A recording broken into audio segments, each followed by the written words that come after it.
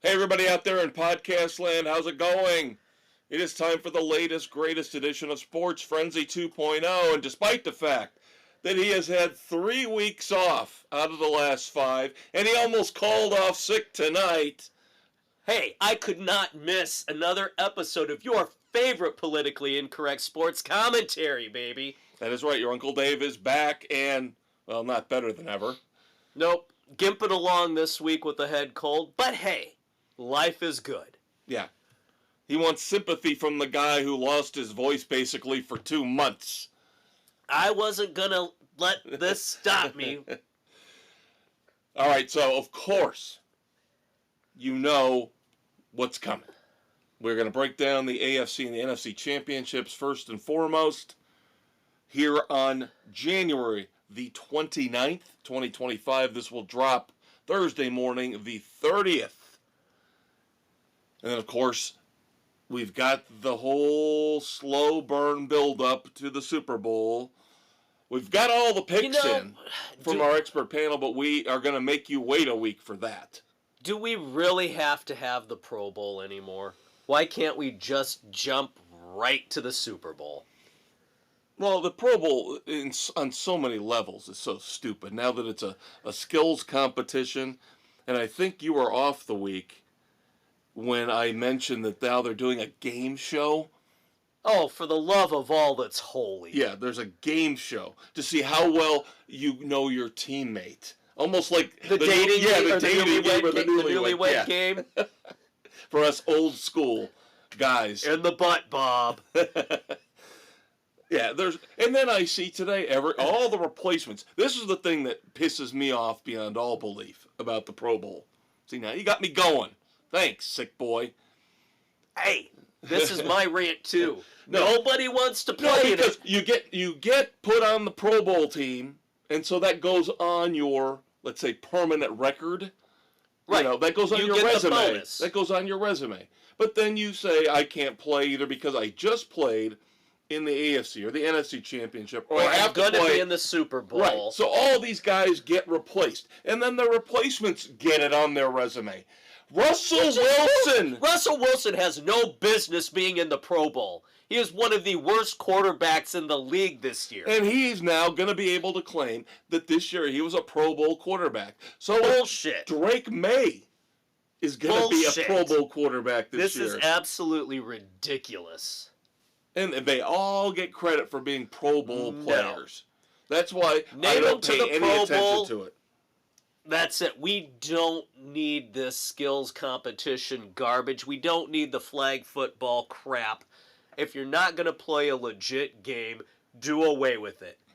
Just make it the All-Pro award and go away. Yep. And stop the 2-week build-up for the Super Bowl. Because I think everybody is getting sick of the crap. Well, I know personally, and I know this is pretty sad, but I woke up Monday morning, and I was like, I could feel my mood very low, because my brain was saying, you only got one game left, and baseball sucks. Yeah. And basketball sucks. Maybe March Madness I'll get into, but I'm like, this is going to be a NASCAR coming up. Okay, that's one day a week. One day, and nobody talks about it. None of the shows talk about NASCAR. So what's the point? Yeah. I don't know. We're not trying to depress everybody. No, but and then with this game, who really gives a shit about this rematch, honestly? A rematch from 2 years ago, yeah. Who cares, unless you're in Kansas City or Philly? I could give a rat's ass about this game. All right, so let's look and see how we got to this point. Going back to last Sunday, January the 26th. First up in the afternoon was the NFC Championship game, where the Eagles dominated the Commanders 55-23. 7 rushing touchdowns for the Eagles. Saquon Barkley is now only 30 yards short of the all-time full season record, that would be regular season and playoffs included, that one Terrell Davis set. Could be a good bet to happen. Here's my thing, and I know I say this almost every year, and I believe you agree with me. But if you don't, that's fine. We have got to stop with this bullshit regular season MVP award. Yes. Yes, You we need do. to include the postseason because right now, Saquon Barkley is showing you that he is more valuable than Josh Allen. He is more valuable than Lamar Jackson. Abso-freaking-lutely. Why can't we include the playoffs? Why has the MVP become a quarterback award? Right. That's Why? the other thing. You've got defensive players who have been better, more important to their teams than quarterbacks have been. It's got to end. Yeah, the response you'll get is, well, that's why they have Offensive Player of the Year. No, that's bullshit. Offensive Player of the Year could be the quarterback that didn't win MVP. And what was it? How many years ago? 3, 4 years ago? I thought Cooper Kupp should have won. Yeah, MVP. he should have. But again, has to go to a quarterback. Bullshit. Where is the rule written? And I'm telling you, if Barkley ends up with the single greatest overall season of all time, if he runs for 31 yards, which he should, as you said, against the Chiefs, how is he not the MVP? How? Josh Allen ridiculous. Sitting at home getting a blowjob from Haley Steinfeld. Lamar Jackson, I don't know what he's doing. He's probably still got that little the hoodie thing. Yeah, that he wears even if the temperature's 60 degrees, he's wearing it. And I'm not trying to disparage those guys, but they are not coming through in the playoffs, and that should ding them in terms of being the most valuable player if they're not showing up in the playoffs. Exactly. It's just ridiculous. Now, some other observations on this Eagles-Commanders game. I have been ripping. I have had this love-hate thing going with Jaden Daniels. I'll admit it. And I gave you a couple weeks ago the reasons why I'm not a big fan. And I will actually turn that around on the other side of the ball as well. Now, I thought Jaden Daniels played a pretty good game. He can't help it that everybody else on the team was fumbling. Yeah. You know, Eckler fumbles, the kick returner fumbles, wide receiver fumbles. Almost in a carbon copy of the weekend before with Mark Andrews, where the receiver's trying to do too much. Just go forward and go down. Yeah, stop looking ahead to run before you have the ball. Yeah. Ugh.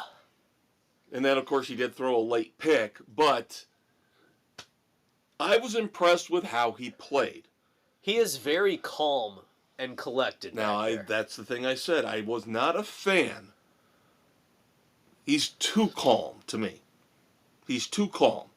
I want to see the fire on the sideline. And I will tell you what, as much as you and I are going to hate it, that is going to be the Eagles' downfall, is Jalen Hurts is the same way. Jalen Hurts doesn't have the ability, in my opinion, to fire his team up. That's why he's always having conflicts with A.J. Brown. Yeah, he is not a leader. Jalen Hurts does not have that leader mentality. He doesn't have the drive. He's too quiet. He needs to get in somebody's face once in a while, and he won't do it. I heard an old story today about one of my personal favorite quarterbacks of all time, maybe yours. But somehow the topic came up of Mike Vanderjagt and Peyton Manning ripping into him, calling him an idiot kicker. Because on a drunken rant, he ripped Peyton, he ripped Tony Dungy. Yeah. And now Vanderjagt wants to be in the Ring of Honor for the Colts. No, I don't think so. But it's like Peyton Manning didn't take the easy way out. No. If somebody was an idiot, he would call them an idiot. Yeah. How many times Tom Brady, same getting thing. in everybody's face. Yeah. How many times did you see Manning and Saturday going at it on the sidelines? Right. And there's something about this, and I know I'm revisiting old territory from a couple of weeks ago, but there's a point where you're too cool. You're too calm. Sometimes And you that's have to raise the ire of your teammates to get them. Instill some urgency. Yeah. And I think that will be the downfall of the Eagles. Maybe a sneak peek to my pick next week. But the Eagles, you cannot take anything away from what they did against the Commanders. The Commanders they're in kind of the same position to me as the Chargers, where they need to start spending some money. Now they got their quarterbacks, fill in the gaps, bring in some more help, bring in some... T. Higgins would look good on either one of those teams. Yeah, he would. Frighteningly. Opposite Terry McLaurin, or give Justin Herbert a decent number one option. Receiver. Yeah. But they are in no way, shape, or form in any kind of trouble. Both those franchises will end up They're in good better. shape. They got good coaches. They're in good shape. The Eagles, amazing to me that they are in the Super Bowl again.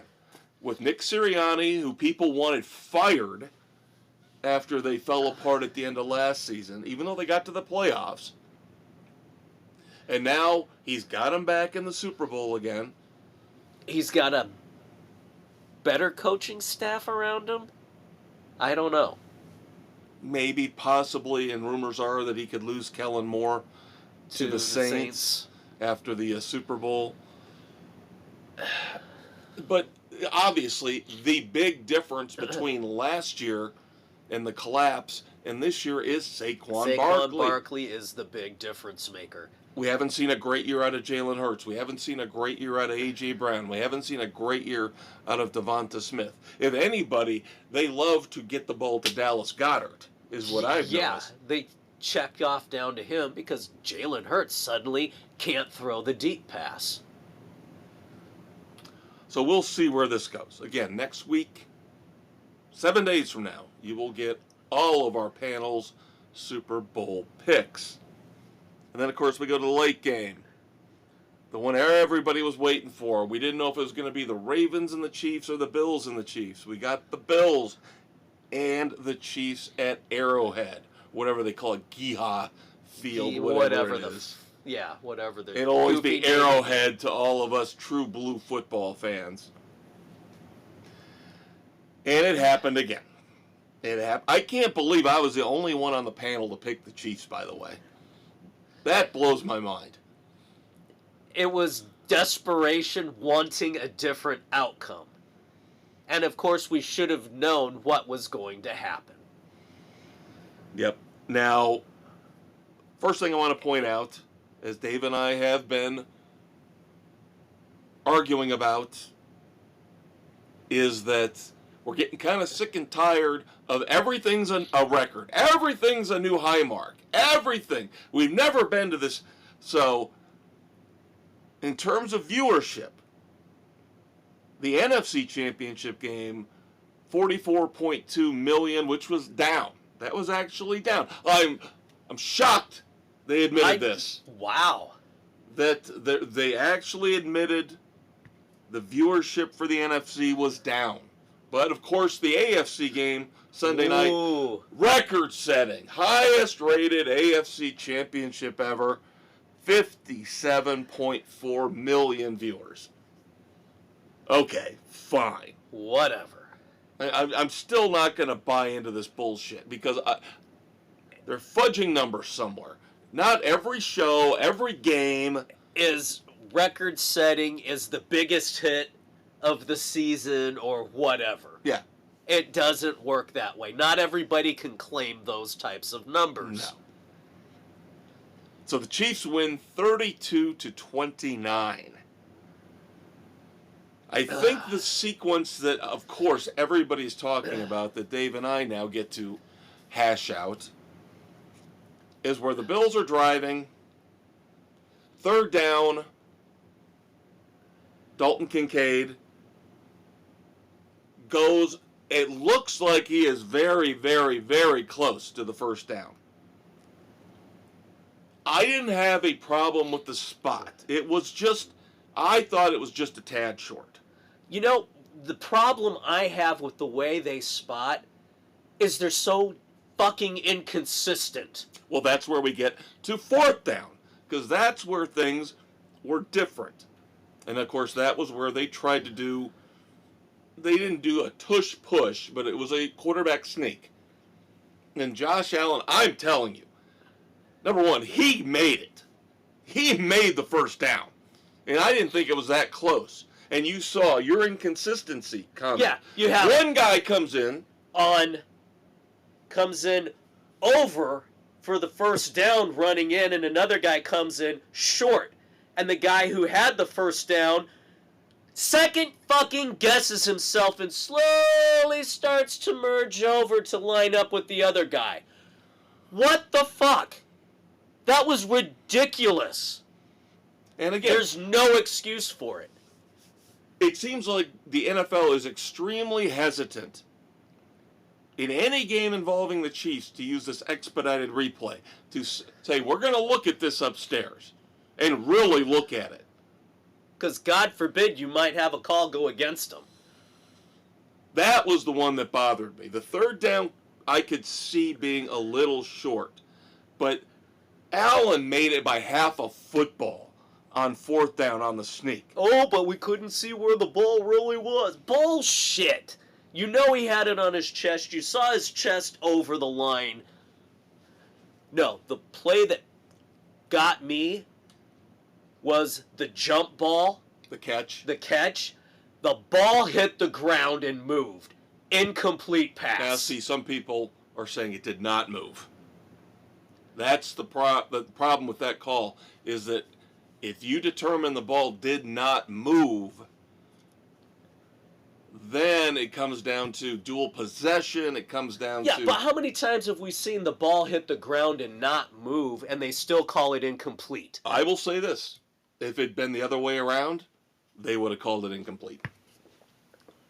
If it had been the Bills... If it would have benefited the Bills... If a crucial play for the Bills in their favor, they would have called it incomplete. That's all I'll say about that. I'm not saying they made the wrong call, but I think they would have found a way. If the tables were turned... There's the inconsistency once again. The tables were turned, they would have somehow found a way to fuck the Bills. Yep. And then, I don't know if you saw it, but Kelsey got away with a blindside block. He had a terrible game, by the way. He did not play well, but he got away with a blindside block on one of their big plays down the stretch. Well, the one thing I can't take away from the Chiefs is that they are extremely, as much as I am the only person in the world that hates Andy Reid with a passion. You're not the only person who hates Andy Reid for I have my own personal reasons. Because he's a despicable human being. Nuggies. Yeah, how many times do we have to see these commercials with the Nuggies and the great Googly Moogly and the Fumbarooski? Dipshit. I heard somebody actually make a great point about that on Monday morning. I can't remember who it was. I'm not going to take credit for it. But somebody said, America is tired of the same 2 or 3 commercials over and over again. Can't they get Andy Reid and Patrick Mahomes and Kelsey in a room for a full day and shoot 10 or 12 commercials? So at least we're not subjected... How about we don't focus on the Chiefs consistently? How about we get other teams and players involved? Well, and that was the irony of the commercial that they aired on Sunday with all the Chiefs players, and the one guy says, can we just have one without Mahomes in it? But they have a phenomenal game plan. The plays they ran at the end when they needed to hang on to the ball and run the clock out. Samaje Perine hadn't been a factor the entire game. And he catches that little swing pass that basically iced the game. Yeah. They have a phenomenal game plan. The game plan is unbelievable. And Mahomes is my 5th best quarterback of all time right now. I ranked him. Put him there. I did rank him this weekend. And he has to be up there. He's got to be 5th. He's got to be 5th. Of course, my top 4 will never change.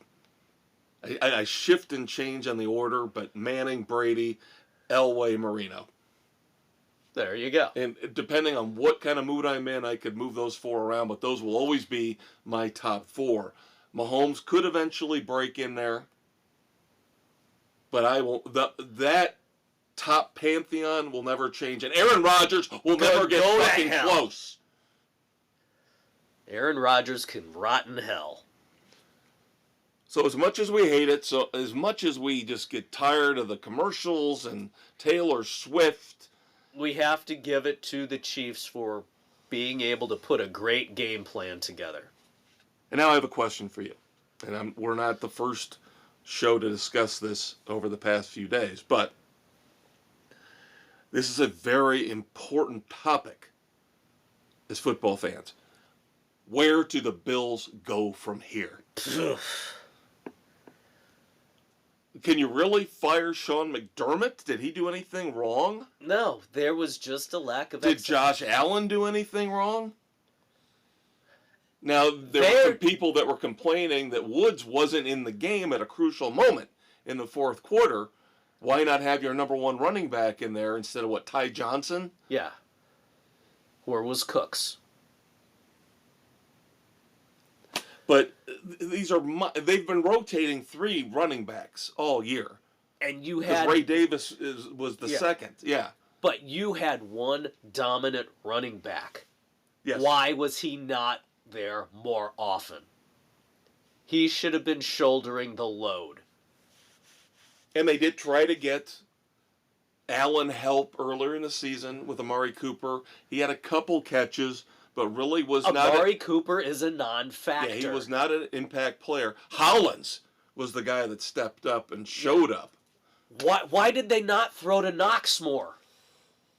Because Kincaid is basically past him on the depth chart. But Knox is Kincaid, by the way, that was a very difficult catch to make. He was not expecting that. That was not part of him running a route. No, he was that having was to a come back and try surprise to bail his quarterback out, who basically just threw the ball up in the air because Steve Spagnuolo threw a brilliant blitz at him. Yeah. Again, the coaching for the Chiefs is phenomenal. The positional coaching. Defense, God help me, offensive coordinator, Matt Hagee. Who calls the plays, though? Andy Reid. Yeah, Andy Reid. But Spagnuolo dialing up that blitz at that time was brilliant. Yep. And forced Allen to throw off his back foot, just throw it up in the air. And for everybody to give Kincaid crap about not catching that, I thought that was a little unfair. He made the best effort he possibly could. Yeah. Because that pass was supposed to have been deeper. Yes. There was nothing on that throw because of the blitz, the surprise, no time. Yeah. Kincaid was lucky to get a hand on it. Yep. To make it that close. Now, the other debate that came out of the weekend with all the tush-push that the Eagles did. Everyone's like, oh, it's not fair. Nobody can stop it. Yeah, well, the Bills didn't. The Bills couldn't execute it for anything. I think they were 4 of 7 when they ran that formation. Yeah. So, sorry, it's a legit play. And you can't say anything about injuries because there are no injuries as many times as that play has been run. I would think it's almost a safer play in terms of injuries. Because you're not getting that full head of steam with guys completely... Which is the logic they use for continuing to try to dumb down the kicking kickoff. Game. Yeah, the kickoffs. So... and then... Oh, I would have loved to have seen the Eagles just awarded the touchdown. With all the going back to the NFC, where the Redskins guy, the Redskins guy was jumping over. Commanders. The Commanders jumping off sides. And I still call them the San Diego Chargers, too. We'll have to just deal with it, people. Yeah. Yeah, but the Commanders guy, and then... You would think at some point... Ed Hockley's son had to come in and be the man. I am telling the Commanders right now that if they continue with this behavior, I have the power to award a score to the Eagles. At some point, half the distance to the goal line, at some point, the nose is going to cross the goal line, and that's the touchdown right there. One other thing that I heard a lot of other people debating Monday morning quarterbacking, as the kids like to call it, which I completely agree with. And we saw a lot of that on Sunday. Stop with the fucking 2-point conversions and always chasing the point. You always end up chasing the points. That cost the Bills. That was part of the debate, yes. That cost the Bills. Kick the extra point. I understand the extra point is not the gimme that it used to be. And I know the Eagles, Jake Elliott, can hit a field goal but can't hit an extra point. Right. But still, it's a lot. Stop. It's a lot safer to get the one. Stop chasing the points with the 2. And stop listening to the analytics geeks. Yes. They are destroying everything. All right, as I mentioned, next week, our Super Bowl preview with all of our panelists' picks. But we have other NFL news to discuss, most of it involving new head coaches, new coordinators. Yep. Bears coaching staff has taken shape. So Ben Johnson has called on Declan Doyle to be his offensive coordinator. 28 years old. Yep. Wow. Yeah. Wow. Crazy. He is less than half my age. Yeah. Well, as Johnson said, he wanted somebody who's going to be able to put in the late nights. Yep. Studying film. Yeah, and his job will not. Of course, Johnson's calling the plays. Yeah. So Doyle is going to be breaking things down, game planning, working with the practice. So good experience for him.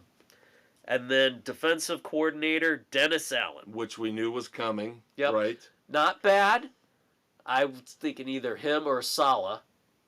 And I would have been fine with. Saleh ends up going back to San Francisco. Yeah. Where they got rid of their guys, so he should help them back up. Yeah, I cannot see in any sane universe where the 49ers don't have a huge bounce back year next year. They would have to, coming off of the injuries, getting a better coordinator back in there. Yep. So, and then the other special teams, the Bears kept Hightower. So they retained Richard Hightower, yep. Which is fine because their special teams was not horrific. And they couldn't get, what was it, Rizzi, the guy they wanted? Again, another Saints guy. Yeah. So. But speaking of that, quarterback's coach is J.T. Barrett, who is a former Saints quarterback. Yep. Gee, Ben Johnson's kind of showing his roots there, isn't he? Then we've got Al Harris, defensive backs coach. And they say passing game coordinator, even though he's a defensive coach. Which is kind of confusing, but a little different. And then Antoine Randall L. will be the wide receivers coach and basically second in command, assistant head coach. I like it. That is one smart dude. He has come up through the ranks, coached in high school, did some college coaching, gotten back in. He knows what he's doing. And as the former player in there, I think it's brilliant. Now, in terms of other teams, we did mention earlier the Saints' job is still wide open, but it looks like they're gonna wait until after the Super Bowl and probably go with Kellen Moore. Yep, because everybody else has dropped out. McCarthy said, "No thanks, I'm gonna sit out a year." Kingsbury said no. Yep, Kingsbury's nope, I'm good where I'm at. Joe Brady said nope, I'm staying with Buffalo. Yep. So nobody wants that job because it's terrible. They're in cap hell. Yeah, they're abysmal. We've been Derek Carr is shot. Yeah. Alvin Kamara is getting old. Yeah. The Saints have been in cap hell for over a decade. Yeah. Yep. So. And then the Cowboys. Good night and good luck.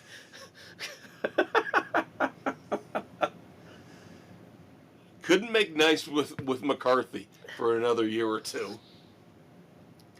Brian Schottenheimer Gets elevated. From offensive coordinator, right? Yeah.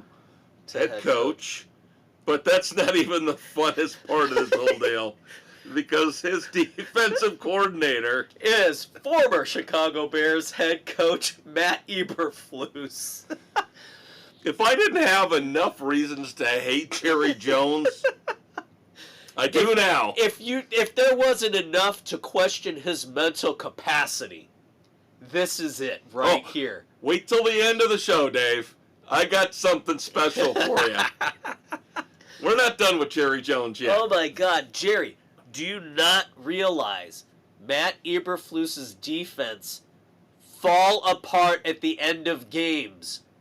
Back when he was the up-and-coming coordinator with the Colts, they always blew late leads. That was the downfall in Chicago. The defense sucked. That, and he didn't know how to manage the clock. And he was just a complete buffoon. God, I hope the Giants get a quarterback. Put Dallas to the basement. Because I know the Eagles and the Commanders are fine. Yeah. But yeah, I want the Cowboys to be buried in a deep, dark hole in the basement. Now, we move on to the Raiders. Very interesting hire, as they ended up getting Pete Carroll. 74-year-old Pete Carroll, who acts like he's 44. Yeah, the dude has boundless energy. I think it's a great hire. That's what they need. Yes.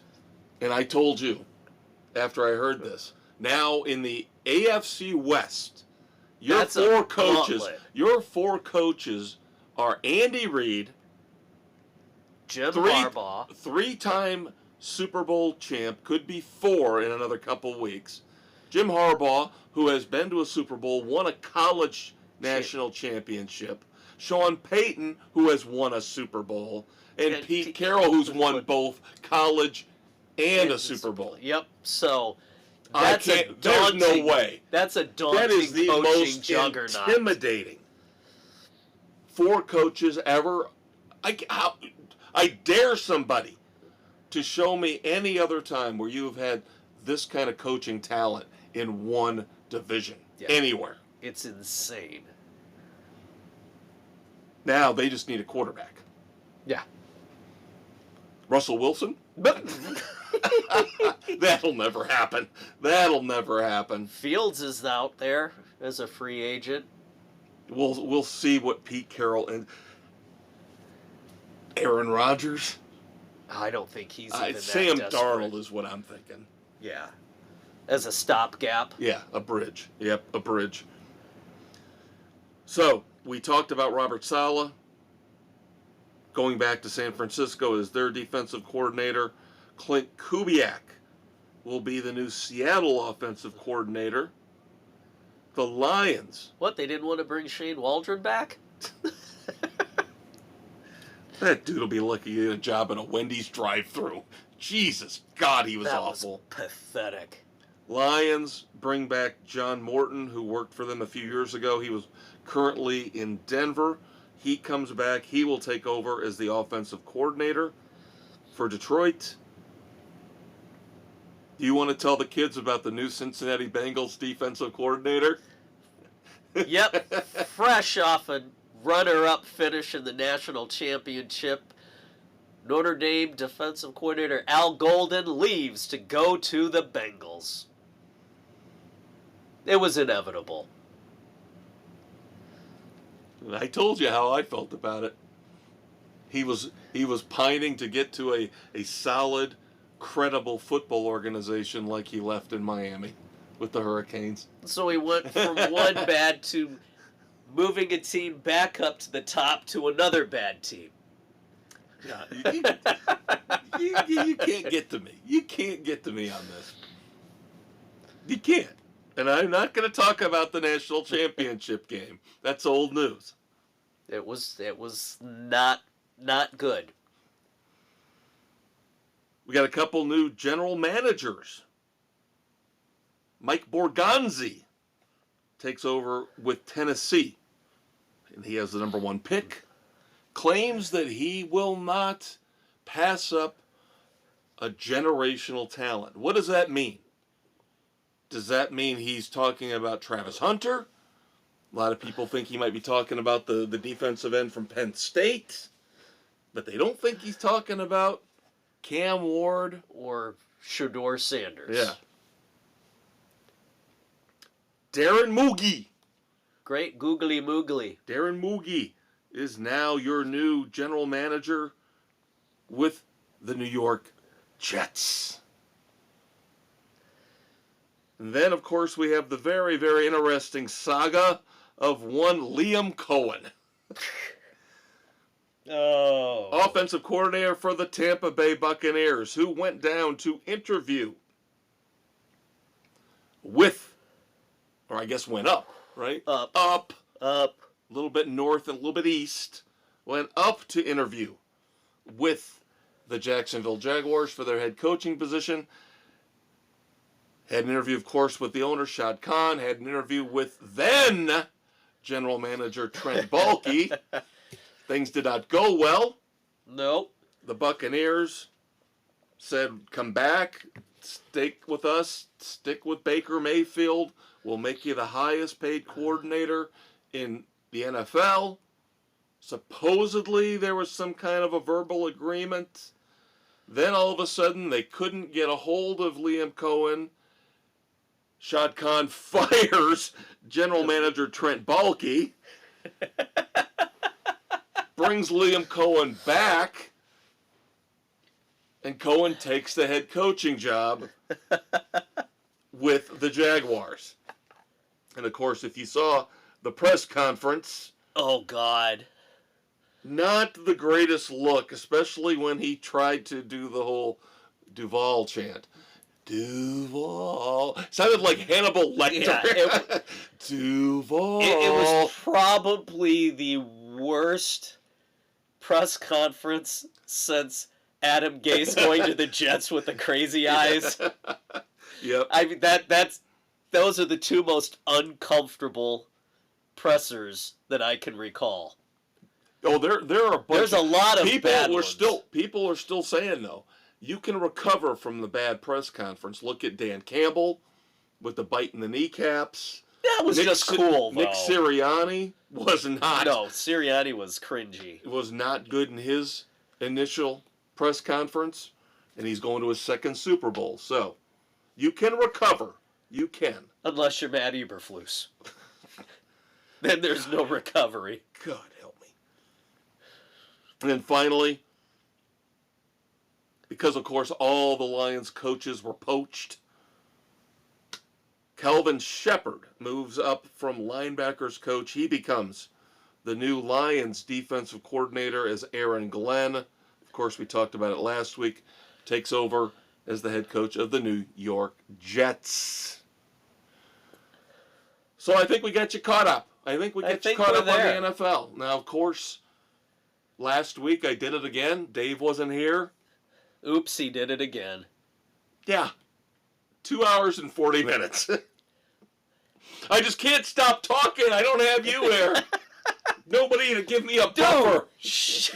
Yeah. Dude, shut up. Learn when to shut up. So we definitely, now that football is almost done, we will not be doing marathon sessions like that anymore. God. Can you imagine if your Uncle David 2 hours just on the NFL? On football. 2 hours on football. Dude, between college, you have a problem. Between college and pros, I went 2 hours. Yeah. Well, what was it, the big college football movement? Was it Jim Knowles, Ohio State's defensive coordinator, jumps ship and goes to Penn State as the highest paid defensive coordinator? Yeah, he will get $3.1 million a year over 3 years.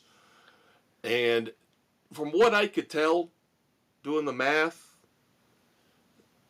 okay, he's getting about $500,000 more than what he was offered.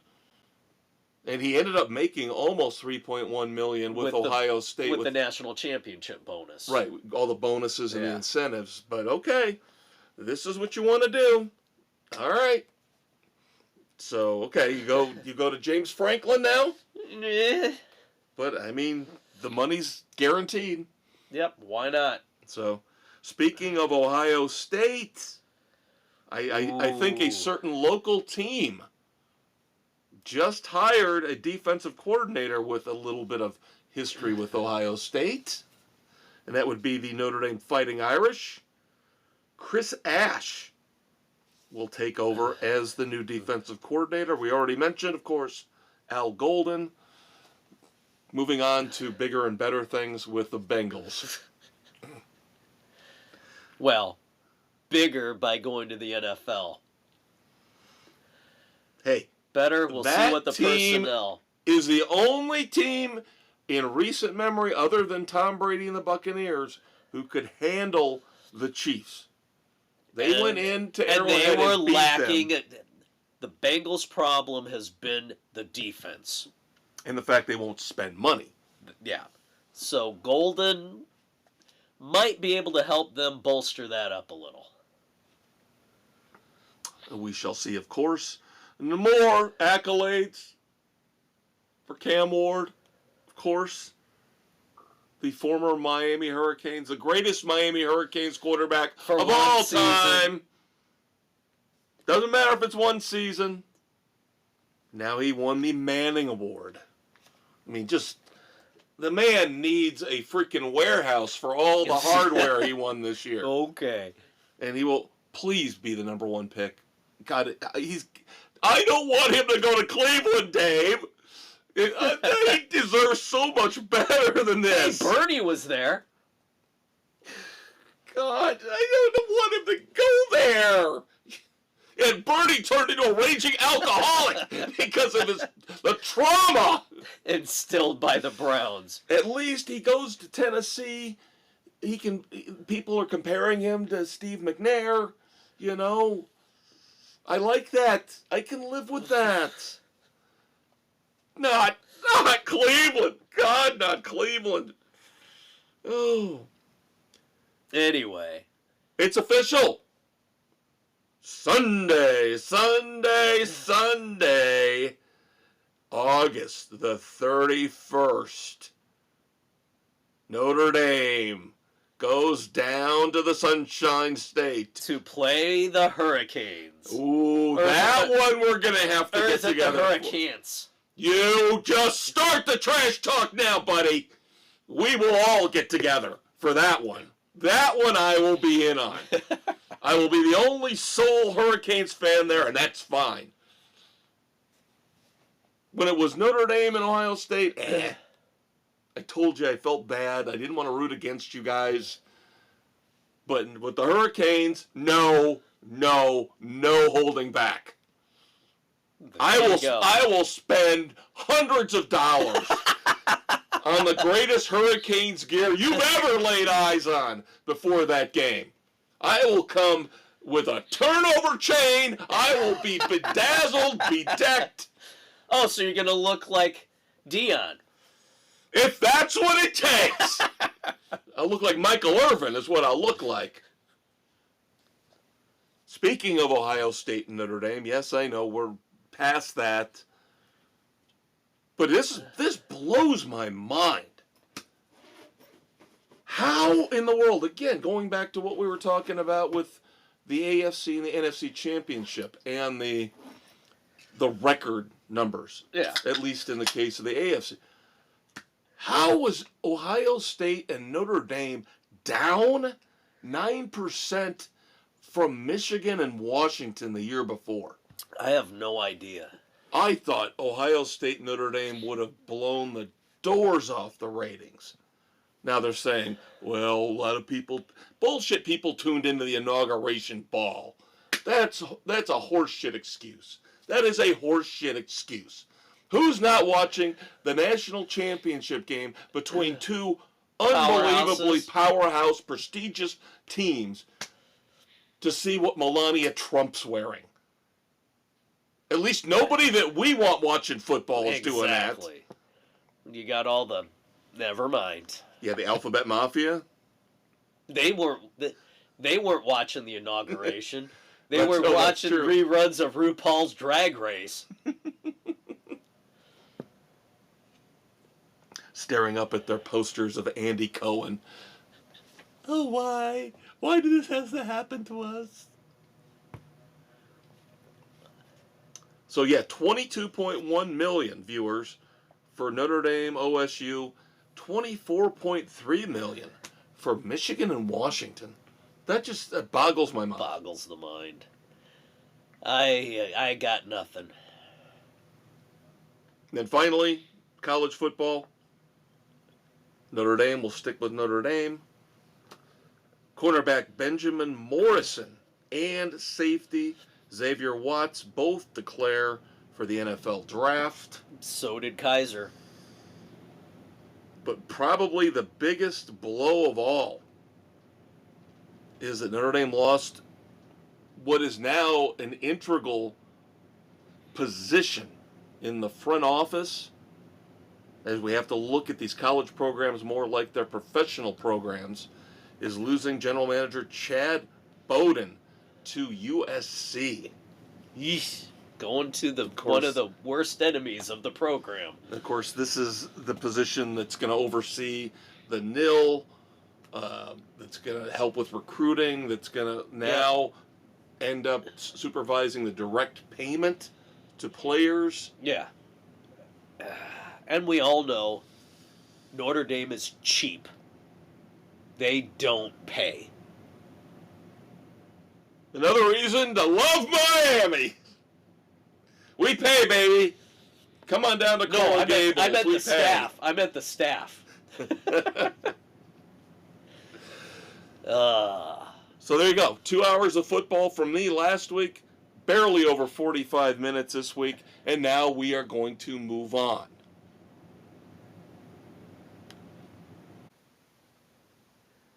All right, here we're transitioning to talk a little baseball on Spotify, Good Pods, Pocket Cast, Apple, Overcast, Castbox, Amazon, Audible, and iHeart Sports Frenzy, baby. Otherwise known as iHeart Radio. Sorry, you kind of took me aback. We need to really be careful about using the word transitioning from now on. It kind of took me for a loop there. Not in that way, damn it. Yes, iHeartRadio. And of course, don't forget to check out the Facebook page. Next week, 7 days from now, maybe 8-ish, all of our panels' Super Bowl picks will be out. And then, along with those, kids, it's time to get racing. Yep, NASCAR gearing up for Daytona. And because of our deadlines, we will also be posting our picks for the Daytona 500. I have to get the crew geared up for the start of a new Sports Frenzy season. Geared up racing. I know. Ba-doom-ba. But coming up later this episode, our NASCAR coverage. I got my homework assignment. It's done. I will give you the breakdown for the clash at Bowman Gray Stadium. Yep, coming up this weekend, this Sunday, right? Yes. But first, baseball. And we have to start off with some rare but positive White Sox news. I know. Coming out of the first Sox Fest in 5 years. Yeah, go figure. You have it the year after you set the record for the worst number of losses ever. But I digress. Good news, Mark Burley, ace for a number of years, is getting his statue in recognition for his contributions. So Yep, it will be unveiled on July the 11th. Yep. It's tempting to try to go to that one. Yeah. Oh, you and Jamie should go. Yeah. I'd go with you. Hell, I'd go with you. Always loved watching Burley pitch. Always. The consummate professional And who he's knew how still- to pitch. And he's still hanging on. in terms of the Hall of Fame. Got 11% of the vote Yep. this time out. Still on the ballot. I think the momentum might be starting to build a little bit for everything he accomplished. Yeah, and of course, and the way everything is shaping out now. Yeah, and of course you weren't here last week when I mentioned to everybody about the Hall of Fame results. And if Billy fucking Wagner gets in, come on. Again, they're putting these guys, Scott Rowland, Billy Wagner, Todd Helton. I look at how's Carlos Beltran still not in yet? I know, that boggles the mind. Now he'll probably get in next year, but the way they do this it's the elitist bullshit baseball writer mentality. And then the one prick who doesn't vote for Ichiro, retard. Now the whole unanimous thing has bothered me for years and years, because there's about 30 or 40 players that really should have been unanimous. Absolutely. Picks, not just Mariano fucking Rivera. Ugh. But like you said, who's got his own problems right now. Yeah. We won't discuss those. I said this about a month ago. When it comes to the legal stuff, I'm going to start to go with a hands-off until philosophy, we get the final word. Because allegations. Nothing about us. I'm not worried about us getting sued, because God knows you're not taking anything from me. But I've seen it too many times. I've seen it way too many times where Duke Lacrosse comes to mind, where you get people throwing out accusations and allegations, and all they're trying to do is make a quick buck on a settlement. So the more famous person doesn't damage their reputation anymore. Now, the Cubs, they actually did something smart for once. They got what could be their closer in a trade with the Astros, and they got money back. What? They got money back? They got a lot of money. They got money back? They got a lot of money. They basically got almost all the money back that they gave the Yankees for Bellinger. The Cubs trade a low-level prospect, which is this is what I wanted them to do with the Bellinger deal.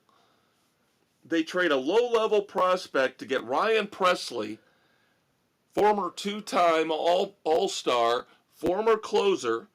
Of course, when they acquired Josh Hader, Presley moved to the setup role. Now he can come back, be a closer for the Cubs. However, I'll get to that in a minute.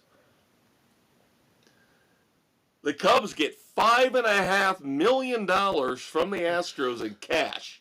Wow. To offset Presley's salary. So the Cubs are only on the hook for $8.5 million for 1 year, instead of the $14 million salary that Presley is due. And I'm like, nice. There you go. Now that's the stuff I like to see. Now you're being smart. Now here's my two quick theories on this. Number one, I don't think they're done. If they were smart, and I'm still on the fence about that, why not leave Presley as the setup man? And you still got Kyle Finnegan out there. You still got Estevez out there. Younger closers. It would be smart to do. Why not just have Presley and Finnegan, or Presley and Estevez? Yeah, why would you not want to load up? Two closers are better than one, and they've still got a shit ton of room left under the luxury tax threshold. Point two, if it wasn't for Scott fucking Boras, I would say, let's keep the Astros train rolling here. We traded for Kyle Tucker. We've traded for Ryan Presley. Now we need a third baseman. And Bregman's sitting out there. And I know they're trying to wait him out. But Boras can't stand Boras. And I keep hearing these horror stories about what's happening in New York as they're negotiating with him to try to get Pete Alonso back. Right. It's not and the owner comes situation. out. The owner comes out and says, this has been a nightmare. Because Steve Cohen thought that after it's naive. You don't expect this from a big-time businessman. But he says, I thought after what we did with Juan Soto, giving them basically almost everything they wanted, that they might be a little bit more agreeable to work with us with Pete Alonso. But nope, he's just going to keep pushing and pushing and pushing. It sounds like Boris is pushing for that Cody Bellinger deal. Give us a 3-year deal with for opt-outs. 80, 90 million first-year opt-out. Yep. And Cohen saying, no, we're not fucking doing that. Screw you, asshole. The Cubs might have been stupid enough to do it, but Cohen's not. And we're seeing the same thing again. Scott with Bregman, with Bregman, with Alonso. These teams have got to wait out Boris. They have got to wait him out. They got to wait him out into spring training if they have to. Yeah, almost to the start of the season. And to then drive the price down. Yeah, and that's the thing. Then you got to have them go to extended spring training, and they're not ready until May. Yeah, it's ridiculous. Boris is doing his clients a disservice. Yeah, we saw by that. Being this kind we saw that last asshat. year with what, J.D. Martinez. We saw it with Jordan Montgomery. We saw it with Blake Snell. Now Blake Snell ended up cashing in. Montgomery hates Boris and fired him, and J.D. Martinez is going to be lucky to get a job this year. Yeah, it's just awful. Other free agent news. This is another one that I know the Cubs have a glut in the outfield, but Atlanta's so smart. Atlanta is so fucking smart. The Braves signed Jerkson Profar, formerly of the Padres, coming off one of his best, if not his best year. He'll go into the outfield in Atlanta, 3 years, $42 million. $14 million a year. And we're paying fucking Ian Happ $20 million? Oh, and you weren't even here for my rant last week. Your Ian Happ rant? About Santander going to the Blue Jays? The guy who just hit 40 home runs for the Orioles? 5 years, $92.5 million. That's it? Yeah. That's it? Yeah. Yeah. Because he's not a big on-base guy. He'll hit 40 home runs, but he's only got like a 320 on-base percentage. Ian Happ is so wonderful.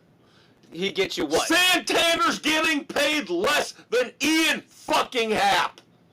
And what have I been saying? Productive. What have I been saying, Dave? What, Happ's going to get you 20 home runs? Every year. He's going to hit 250. He's going to hit 20 home runs. Oh, but he'll get a gold glove. So what? We need somebody to jack the ball out of Wrigley Field 40 times a year.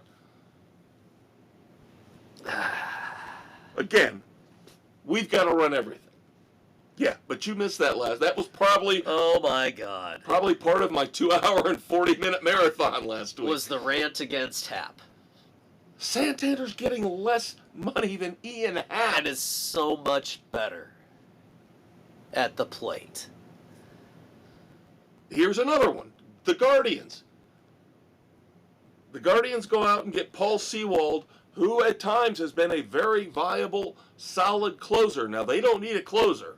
He will be their setup guy for Emmanuel Clase, who is the best closer in baseball. 1 year, $7 million. Come on! Oh, but then, it's official. I mentioned this a few weeks ago. See, these are some of the moves the White Sox could have made, too. Because they got a shit ton of money. I'm getting to the White Sox in relation to this final signing. So the Dodgers, yes, again, now it's official. They signed relief pitcher Kirby Yates. This has been rumored for a couple weeks now, but now it's official. 1 year, $13 million. Their payroll is now $379 million. Over $300 million more than your Chicago White Sox. Yep, there you go. And you're going to tell me baseball is healthy No, it is not. When you've There's got 3 teams that are healthy. That's it. and even Aaron Boone was on the Fan in New York the other day and said, I don't know how anybody can keep up with what the Dodgers are doing. Yeah, they're spending stupid money. It's ridiculous. Okay, so let's lighten the mood here in our last little baseball story, shall we? Because we can get mad. You're not watching baseball this year. I'm not watching baseball. And mainly, our teams aren't well run, but it's mainly because there's no competition. It's the Dodgers, the Mets, and the Yankees, and that's it. Yeah. Maybe the Braves and the Phillies will figure it out, but that's it. Maybe. That is absolutely it. Who's beating the Yankees in the American League, by the way? Nobody.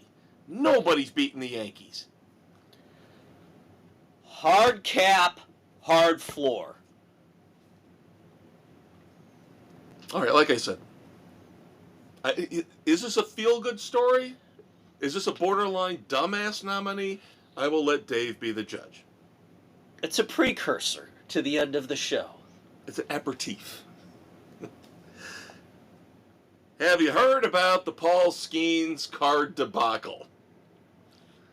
An 11-year-old out of Los Angeles got one of a kind. Paul Skeens, what, a patch card, I think they called it? Yeah. That's the one. One of one. One of one. That's the one where the Pirates organization wanted it, and they were putting it up lifetime season tickets. 30-year. Or 30-year season tickets and blah, blah, blah, blah. Yep. And the kid said, nope, I'm going to put it up for auction.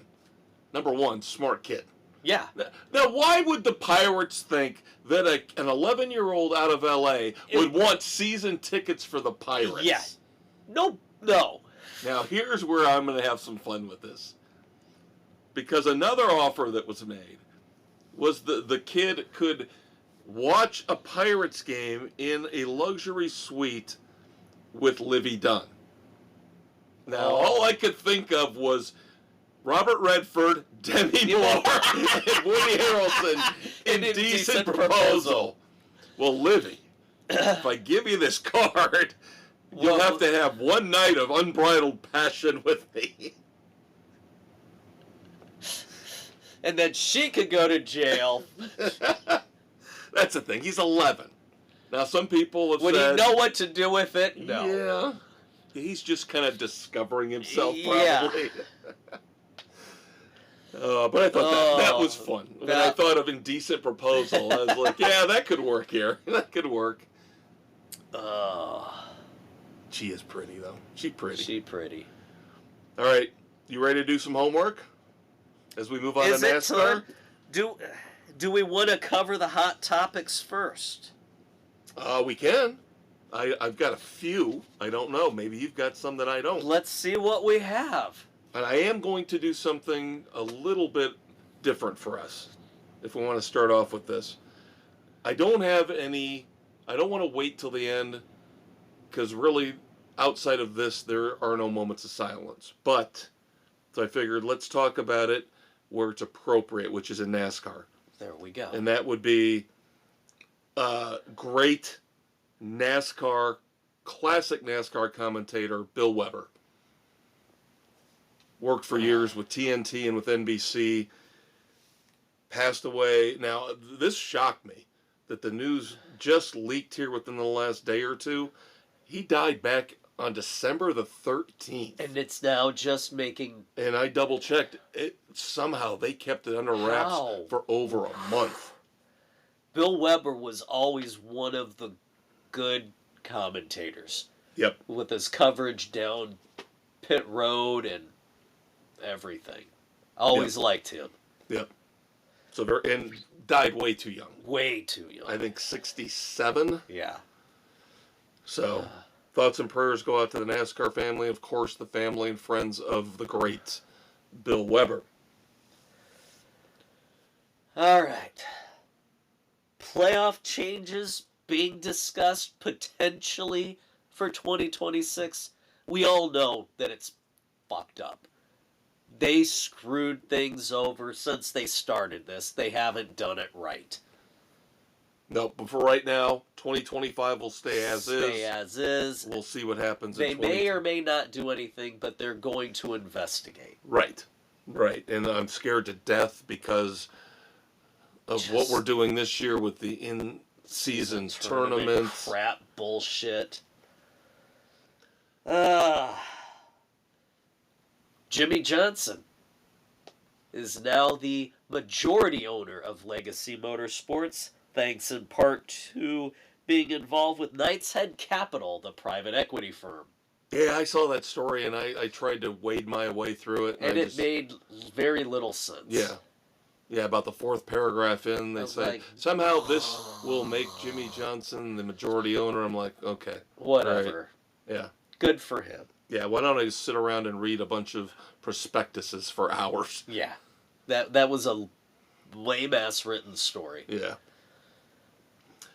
And then Corey LaJoie. How the hell is he going to be an analyst for Prime Video's coverage of NASCAR Cup racing? With Danielle Trotta. Corey LaJoie, a never won in NASCAR. And he is going to still run part-time, a limited schedule. With Rick Ware Racing. Yep. Didn't want to go to a lower tier for a full season. Yep. Corey, you're not that great a driver. What the hell? Maybe you can be a commentator. Now, we'll see. It doesn't shock me because we've seen this in the past where lower-level athletes end up being great analysts. We'll see. Maybe Parker he can pull it off. Comes to mind. Yeah, he's actually pretty decent. So, and we've seen it again in other sports. Yeah. You know. We'll see. Just kind of a shocker there. Yep. My man Casey Kane is back. And I still think he, like Carl Edwards, quit the Cup Series way too soon. Yeah, he did. But Casey Kane is coming back to run for RCR, Richard Childress Racing, at Rockingham for the Xfinity Series. All right. Get him a little scratch that itch a little bit. So, and we have to give kudos to our man for winning the Chili Bowl once again, Kyle Larson. Yep. Always root for Kyle. Because he went through that bullshit controversy. Yep. Where he didn't get to race for basically a year. So always root for Kyle Larson. Always do. So, yep. And then we have the fact that we're going back to the option tire for the spring Phoenix race. And if all goes well, now we talked about the fact that they're not going to change the structure, the format of the playoffs for 2025, but they are saying that if they like the results of what the option tire does in the spring Phoenix race, that will become the only and the primary tire for the championship race in Phoenix. We'll see. Of course, kids, if you do not know, the option tire is supposed to be able to get you to the front faster, it's a softer compound. But it wears out a lot quicker. Yeah, it's a soft compound. Yep. So NASCAR's trying to tinker around with what they do in Formula One. And everybody knows how popular Formula One is. There it is. The horn of disgrace. All right. Time for homework? Let's go. Let's do it. All right. The clash at Bowman Gray Stadium. The 200-lap feature with 23 drivers. But which 23? Qualifying will take place among 3 practice groups. The fastest final practice lap will be used to determine the lineups for the 4 heat races. So, fastest lap, heat 1 pole. Second fastest, heat 2 pole. Third, heat 3, fourth, and so on. So you get 5th place will be 2nd place in heat 2. So, Out of the heat races, they will be 25 laps, green flag only count. The top 5 in each will advance to the feature. Then you get a 75 lap last chance qualifying race. Green flag only laps count. The top 2 will advance. Then your 23rd starter will be the highest 2024 points winner that is not already locked in. The 200 lap feature will be green flag only. There will be a timed break at lap 100. The lineup will be set. Heat 1 winner will have the pole, Heat 2 winner second, Heat 3 winner third, Heat 4 winner fourth, and so on. So your 21st and 22nd will be your last chance, and the 23rd starting will be the points. There you go, There you kids. go. And racing is back this weekend. Boom. Clash will be on February the 2nd. And then, of course, they take 2 weeks off until... Skip Super Bowl, and then they hit... Yep, qualifying will be the Wednesday after the Super Bowl, the duels Thursday, and, of course, the Great American Race the following Sunday. Yep, and congratulations to the captain. Roger Penske's Porsche team won the 24 Hours of Daytona. There you go, kids.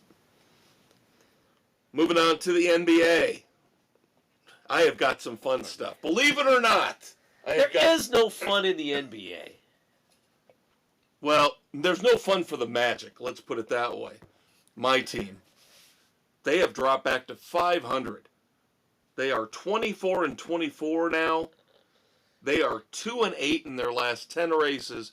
And this is considering the fact they now have Paulo Banchero and Franz Wagner back. So they are having issues with the chemistry and getting everybody back all on the same page, the rotations. Yeah. But they have not looked good over the last 2 or 3 weeks. There you go. So now, right now, they are in playoff or play-in playoff territory. They're in that play-in tournament territory. Yeah. I think they will come back and be better once they get this all sorted out and get everybody acclimated. Yep. Because Wagner and Banchero have been, their shots are not there yet. You know, they're hitting like 30%, 28% every time I look at the box scores. Yeah. And then we have the drama down in Miami, where the Miami Heat over the last week have not only suspended Jimmy Butler for the second time, but suspended him for the third time. Jimmy Buckets, what are you doing, you idiot? First, he missed a flight, so the Heat suspended him 2 games. That was his second suspension. And then he comes back. At shoot-around, he's told he's going to be coming off the bench. He walks out. And that is his third suspension. That is indefinite. He will be traded. Now, the only thing is, I mean, this is killing the Heat because this has got to destroy Butler's trade value. Oh, it absolutely. And this is a shame because you and I like Jimmy Butler. But He was always, this last year, he has become a nut job. He's become a petulant little bitch. And I hate to see this. I hate to see this. And this is yet another reason. Because for so many years, he was the grinder. He would do what was needed. And now he's become that NBA diva pain in the ass nobody wants. Yep. And then, speaking of which, another reason to hate the NBA, our personal favorite player, Joel Embiid. Now, this should be kind of sort of worthy of being a dumbass, but this is more like a career award than just a week-by-week thing. The numbers are out, as he is missing yet another game here this week. Joel Embiid, 446 games in his career he has played. He has missed 400 games. That's ridiculous. Again, I will say this, kids. Joel Embiid, in his career, he is an MVP, thanks to the racist pig, Kendrick Perkins. Joel Embiid has played in 446 games, but he has missed 400. And keep in mind that he has already earned $266 million for those 446 games played. That's insane. And he still has a guaranteed $248 million left on his contract with Philadelphia. That's just ridiculous. Guaranteed money. That's why baseball That's why sucks. the NFL reigns supreme. You can get out from under these crap things. And then finally in basketball, a little bit of a fun thing to bounce off of you. Now, I saw that they're retiring this past week. Vince Carter is getting his number retired. Yeah. And then I think the news came out yesterday. Andre Iguodala, his number's getting retired with the Warriors. Couple interesting things. Do you know Michael Jordan's number has been retired by the Miami Heat? And do you know that Kobe Bryant's number has been retired by the Dallas Mavericks? Really? Do you know why? Why? Because the Heat and the Mavericks, I don't know, this seems to me to be a very classy move, decided that those two players meant so much to the game that they figured to take it upon themselves to retire those numbers for their teams as well. Wow. To show their teams this is what excellence is. This is what you should strive for. That's impressive. Yep. But yeah, when I saw that, I'm like, why would the Heat retire Michael Jordan's number? And I thought, and then with Kobe Bryant, I'm like, was he originally drafted by the Mavericks? I can't remember. No, but no, they just did it out of respect. That's cool. I know you love the WNBA. Sure, why not? Lots of trades, lots of things going on. A big trade. Jewel Lloyd. Of course, she's been in State Farm commercials. Yeah. Jewel Lloyd traded to Las Vegas. Kelsey Plum traded to LA. Seattle gets the number 2 overall pick in this upcoming draft. And then, even more importantly, because she was a free agent, Brittany Griner signed with Atlanta. There you go. So you're going to have to run out and get yourself a new Brittany Griner jersey, Yeah, Dave. not going to happen. College basketball. Notre Dame, not doing terrible right now. 10-10. They've won a couple impressive games here recently. I believe they beat Virginia for the first time ever. Yeah, at Virginia. Yeah, they're still in major rebuild mode. And then they just beat Georgia Tech the other night, I believe, which is a hell of a lot better than Miami.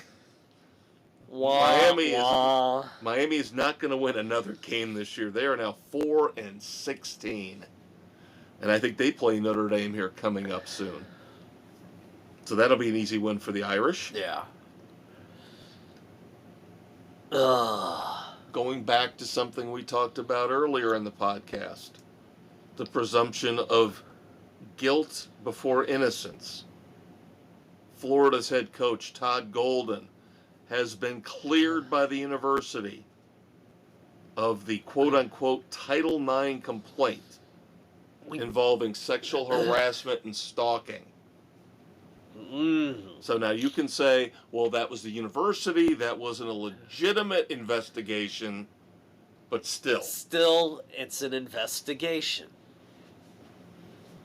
And it's terrible that, and I know we've said this over the years, it's terrible that you get people out there, in most cases women, who basically cry wolf in order to get money. Yep. And it sad but degrades, true. it degrades and debases the actual true victims of sexual abuse. It does. And that's what's sick about this whole thing. And I still think the people that put false allegations out there should be held fully accountable. They should be put in court. And they should have to face the day of where they have to pay back the person they falsely accused or go to jail. Hockey time, Dave. Blackhawks 16 29 and 5. 37 points. One better than San Jose. They are not dead last. And the Hawks actually have played 3 fewer games than the Sharks. So, still bottom dwellers. So there you go. Yeah, the Blackhawks and the Sharks are getting the top level prospects, and they still. And Bedard, nothing. You and I just talked about this before the show. Oh, Bedard looking had great. That wicked shot from the side. And he's having a good year, but it's not a great. It's a so-so year. But there's nobody else. Then they also traded.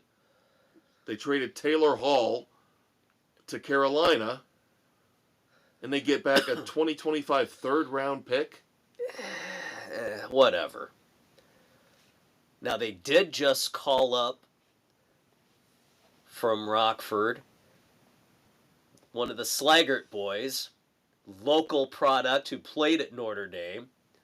So they drafted him, and he made his debut the other night. So, good for him. And then, of course, in other NHL news, the Patent and Trademark Office rejected a trademark for the Utah Yetis, saying that it would be too confusing. With the Yeti cooler? Yes, absolutely. So now... Oh, come on! Now, wait for this, though. This just came out today. There's Yetis and Yeti. Come on. So now they're putting it up to a fan vote. They've come down to 3 names. It's going to be one of these 3, depending on how the fans vote. I'm not really encouraged. Let's put it that way. The Utah Sister Wives? I think that'd be better. God help us. After seeing American Primeval. The Utah Dirty Bastard Mormons. Wow. By the way, that's a preview of the weekend edition. Your favorite pop culture commentary. Politically incorrect, of course. Where we will review American Primeval on Netflix, among many other things we'll discuss a little bit later. So the 3 final names. Stick with the hockey club. Lame. Why the fuck do we have to do soccer shit? Why the fuck do we... That's a soccer name. That's what soccer clubs do. Yeah. I hated it when Washington did it. The Washington football team. Yeah. Please don't go with the Utah Hockey Club. Please don't. Dumb. But I'm not sure if the other 2 are much better. The Utah Wasatch. Okay. Which I guess is either a mountain range nearby or kind of a bizarre replacement for Yeti. This is the one, the third one's the one you got to go with. Because this way, at least, when you start next season, you can get Wolfgang Van Halen in. The Utah Mammoth. I actually don't mind that because of all the dinosaur bones found out in that area. Yeah. That's fine. And then you get Mammoth WVH to open up next season. There you go. Yep. I don't mind the Mammoth. Yeah, you watch. That'll end up 3rd. You Utah fans better get your heads out of your asses and vote for Mammoth. That's all I'm going to say about that. Could be the Salties. The Salt Lake. Salties. Oh, my God. Oh, my God. All right, can I do my Clint Eastwood badasses of the week now? Sure. First up, Clint Eastwood badass of the week number 1, Nikola Jokic. He should have been MVP the 1 year that they gave it to Embiid. He is the best player on the planet right now. And this is a perfect example of why. Nikola Jokic this past week joined Wilt Chamberlain as the only players in NBA history to record a 35-20-15 game. Nice. Jokic, 35 points, 22 rebounds, 17 assists. He's, what, 21 or 22 triple-doubles this season already? Yeah, he is the best player in the world. Right now, yes. And again, I blame Kendrick Perkins as a disgusting racist pig for going on ESPN and basically saying we can't give it to the white guy. We got to give it to a black guy. The 1 year. Yeah. And now what are you going to say, Kendrick? How's that Embiid plant looking for you, jackass? And then, despite the fact that, yes, we are many times here about the negative, sometimes I like to shine a light on the positive. And this is going to be a trickle-down badass. We will start with the Bills Mafia, the Buffalo Bills fans. Arguably the greatest fan base in The NFL. the U.S. Yes. After, of course, they beat the Baltimore Ravens, and Mark Andrews of the Ravens got a lot of shit because he had a fumble. He had a 2-point conversion where he dropped the pass. The Bills Mafia turnaround over the past week and a half. They have donated $145,000 to a charity that Mark Andrews fronts. Very cool. And good, pay it forward. Good for the Baltimore Ravens fans. As they acknowledge the kindness of the Bills Mafia, they turned around here this past weekend after the rough game Dalton Kincaid had. And they have donated over $30,000 to Dalton Kincaid's charity. Very nice. So there are good people out there. Maybe not us, but there are good there people are out. good people out there. It does happen.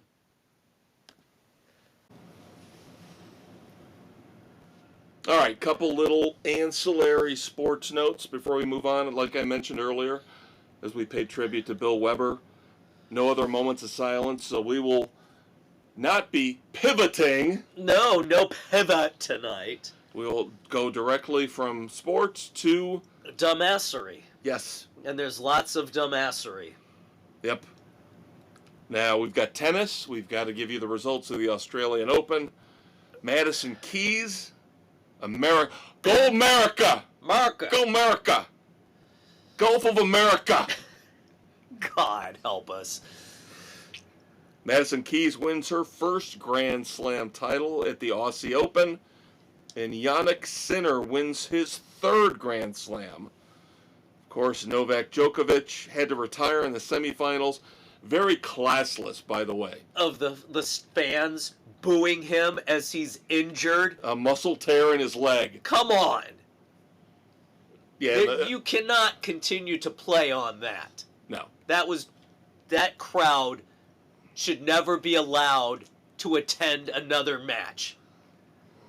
Yeah, that was in poor taste. That was awful. And then in golf, Tiger Woods' Genesis Invitational has been moved to Torrey Pines down in San Diego from Riviera, obviously because of the fires and the damage in the LA area. Keeping it in SoCal, though. Whatever. And the final thing, I'm going to go off on a rant here. Uh-oh, strap it in, kids. I know it's not... That could be appropriate for this, actually. Strap it on? Yeah. And I'm not, you got to bear with me here. Don't just take this at face value. Let me explain. Okay, women's wrestling has now become the 91st NCAA championship sport, which basically means the high-level sports where they actually will award year-end championships, in this case individual championships. And I don't have a problem, per se, with women's wrestling. If they want to, and I know it's not WWE, we'll say that for the weekend edition where I recap Saturday night's main event. But in the beautiful, gorgeous Rhea Ripley. But here's my thing. And again, fine. Women's wrestling, fine. If they want to get out there and tangle and do it, that's great. But I am so tired of society trying to make women more masculine and men more feminine. You know? Yeah, it's really fucking annoying. And then they wonder why, oh my God, birth rates are plummeting. It's because all you've been fucking telling these kids for 20 years is it's okay if you want to cut your dick off and put in a vagina or vice versa. And, you know, now women are wrestling again. It's fine. But we see this, we talk about this in the WNBA, how there is a huge percentage of the WNBA that are lesbians. Because you're kind of pushing women to become more masculine. And it's just, it disturbs me. It really does. I'm not trying to be a sexist pig. But at some point, can we get away from accusing men of toxic masculinity and forcing women to, you know, be the equal of men? They are the equal of men. Nobody said they weren't. But now... But just stop the overblownness of it all. Can't a woman just put on a nice dress and show a little cleavage and be pretty? You know? Sometimes a woman just wants to be a housewife and mother. It happens. Ooh, Dave. Ooh, you went there? Ooh. I did. I did. There's nothing. I would be a house husband. Are you kidding me? In a heartbeat. Hell yeah. I'd be more than happy. Take care of the kids. When the boys were young, yeah, growing up, both my wife and I had to work, and really, she will self-admit all she wanted to get was her MRS. Her missus. Yeah. But we both had to work. Well, if the kids were sick or for whatever reason our child care didn't work out, she didn't have the time off built up. I did. So I stayed home with the kids when they were sick or whatever. I loved every minute of it. Yeah, absolutely. Absolutely. And unfortunately, as you point out, it's very hard to have a one-income household anymore. Yeah. It was a lot easier to do 40, 50 years ago. Yeah. Oh, I loved, especially during the nice weather months where I'd take the day off and take the boys to the zoo or do whatever. Yeah, well, you were lucky. You had an understanding wife. When I did that, I was a bum. So, that leads us into a perfect segue into the Red Foreman Dumbasses of the Week. The nominees. I have 5 for us this week. All right. Let's find out whose ass Red Foreman will put a boot up. God, I'm going to start off with this. Oh my! I've got to spread these out because some of these are just so good. I want to spread it out. Good. Some might be a little weak. Some might be a little weak, but there are a couple that are prime level, top level dumbasses. Let's start off with the DJ for the University of South Carolina. Yes, they have a DJ who plays music at their women's basketball games. Lame. And she goes by the initials T.O. Well, she decided after here recently, South Carolina, we all know how much I love South Carolina and the racist Dawn Staley, their head coach. This DJ, T.O., decides after the game, right after the game, where the Cox beat LSU, to play a song by the dead father of one of the LSU players. Oh, damn, that's in poor taste. One of the LSU players, her father was a rapper who was killed before she was born. Oh, damn. That is in poor taste. And after the win, this DJ played a song by this poor girl's dead father, claiming, "Oh, I play this song all the time." Right. Maybe show a little bit more self-awareness and realize that, his daughter is on the other team. So, T.O., you be a dumbass. Big time. Next up, Vanderbilt fans. Vanderbilt's getting a little cocky here. Vanderbilt, with the success with the football team last year and now basketball, both the men's and the women's are doing fairly well. But come on, it's still Vanderbilt. Well, the Vanderbilt fans have cost the school now, since October, $850,000 in SEC fines because they have had not one, not two, but three storming the court or field incidents, again, since October. Once with the football team, when they beat Alabama, and then now twice here recently with the basketball team. Wow. Now the head coach says, "Oh, I love it. Yeah, I love it." The AD, the athletic director, is going, "No, stop it. Don't encourage it. We can't afford this shit." And the AD actually makes a good point, saying, "How about we use that money to pay the players now that that's a consideration?" Yeah, how about we stop paying the penalty? So Vanderbilt fans, stay in your damn seats. Yeah, plus they might have to pay for more security. Yeah, come on. Yeah, because it's escalating. So I guess the first fine was $100,000. The second fine was $250. Yeah. Or $350, and then the third one was $500. Yeah. Something like that. So it keeps going up with each incident. Yeah. Over the course of a year. Yeah. I swear I can do math. I'm sitting there trying to figure out 100 plus 250 plus 500. Yeah, that's 850, right? Yes, okay, so is. 100, 250, 500. Which leads us into your NBA team that doesn't think its fans can do math.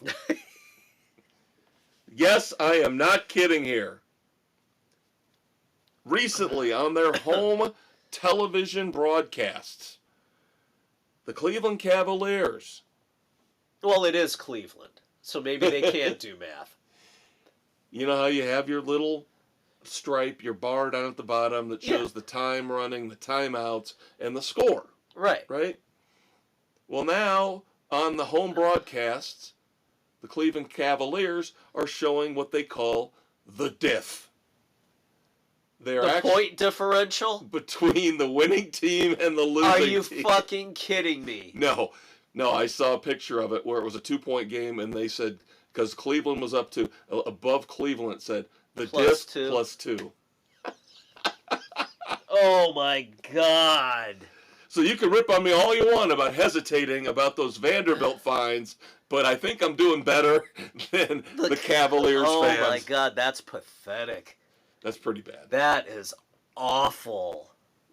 Wow. All right, let's move on to the NFL. The NFL, for shame on the NFL. And their haphazard levying of fines.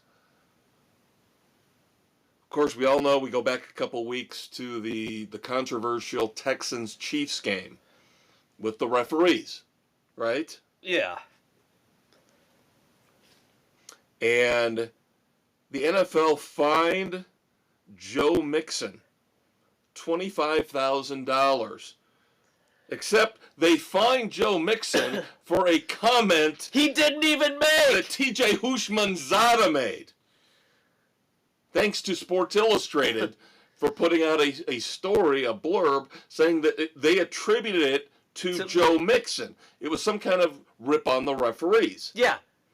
It was a comment made by this person on Mixon's account. It was somebody making a comment. Yeah.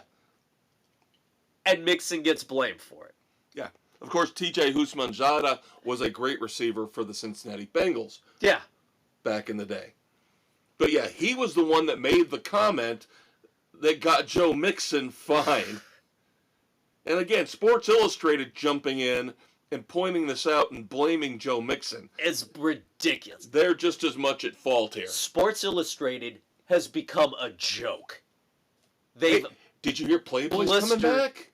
Print edition of Playboy is back. Yeah, you do know a lot of that Sports Illustrated articles are AI written. Oh, yeah. Oh, yeah. So now are we going to get more AI Playboy stuff? I don't know. I saw the who they've named the cover woman for the first return issue. Not impressed. Not impressed. There you go. Not impressed. I've saved the best for last. I have saved the best for last. Jerry Jerry Jones, owner, mouthpiece for the Dallas Cowboys, America's team. To hate. Talking to reporters after the big introductory press conference where he introduced Brian Schottenheimer. And prominently proceeded to take the spotlight. But then, getting a little bit philosophical about the game of football and what it's like to make decisions like this and what it's like to manage a big-time NFL team. This is a direct quote. A very low percentage of this, again, running a team, making these decisions, a very low percentage of this that is smiles and glory holes. Once again, kids, Jerry Jones talking about running a professional football team. So does that mean he's a Steel Panther fan? A very low percentage of this that is smiles and glory holes. Now, supposedly I heard that if you are from Deep Texas, in the heart of Texas. if you're from Texas, glory holes has a different meaning. That's supposedly a big oil strike. If you make a big oil strike, you hit a glory hole. But like you said, those of us who follow Steel Panther, it's got a whole different connotation. And I can just tell you that there are plenty of people out there in the media who side with us on this. Many more of them. Maybe we all need to watch a little Landman. I have been watching that. And by the way, I have not started yet. I need to. By the way, before we get to our decision on who is the Red Foreman Dumbass of the Week, looking ahead to this Saturday morning, your Saturday morning hangover cure. Dave made me think of it because of Landman. We mentioned American Primeval. We will also review Secret Level, Season 1 on Amazon Prime. We will review Gladiator 2, currently streaming on Paramount Plus. We will review the new Smashing Pumpkins album, Agori Mori Me. Plenty of other fun stuff. We've got the new Robert B. Parker, Mike Lupica Spencer book to review. I've got Michael Connolly's Renee Ballard story. So. And then we have, I might have gone a little bit angry with the Red Foreman pop culture dumbasses. What are you at, 10? 7.